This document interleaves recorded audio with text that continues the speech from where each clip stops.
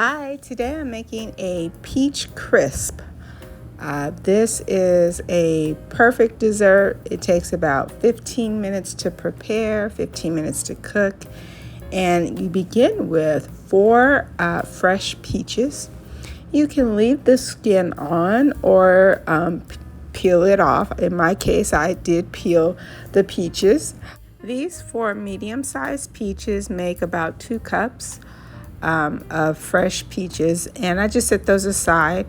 Next, I'm going to take a 1/4 cup of packed brown sugar and a 1/4 cup of all-purpose flour.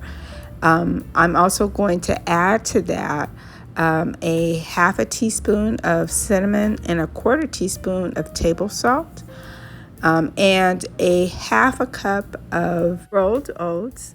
And we're going to combine everything into one bowl. Those dry ingredients, we're going to add a 1/4 cup of cold butter. And so we're going to use that butter.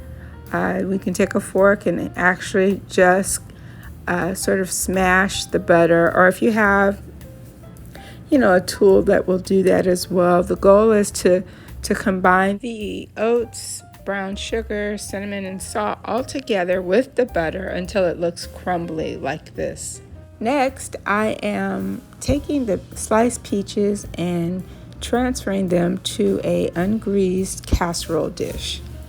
And so once I've done that, I've added the oats and brown sugar combination on top. And so again, it'll look a little crumbly like it does here.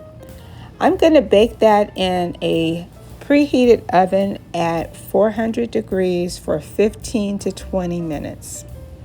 When it's done, it should have a crispy top like this and delicious soft peaches underneath.